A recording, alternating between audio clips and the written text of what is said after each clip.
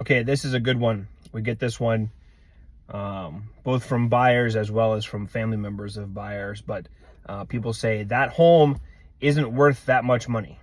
That house isn't worth that. I wouldn't pay that for that house. And I think that the definitions of value and worth are defined by an individual, right? So the value of something is what any one person would pay for it, whether you would pay for it or whether you wouldn't pay for it. If somebody else would pay that for it, then that's its value. And its worth is how much somebody wants it, how much attraction it has to one individual person. That's the worth of a particular home. So I love going and showing properties or being at open houses, and people will say, this house isn't worth it. And then the very next day, that house is under contract, and we find out that it sells for the asking price or above the asking price. And the answer is every house is worth whatever any one person will pay for it. So you may not want to pay that amount for it, and that's totally fine. It's your money. It's your right. You can do what you want to do.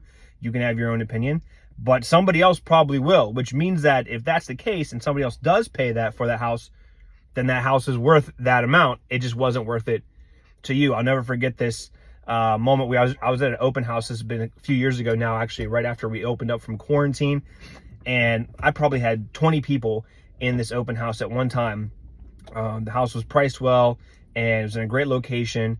And I had so many people in the open house, and an individual came up to me and kind of like point blank just stared at me in the face and said, "Do you really think that this house is going to sell for that much money?"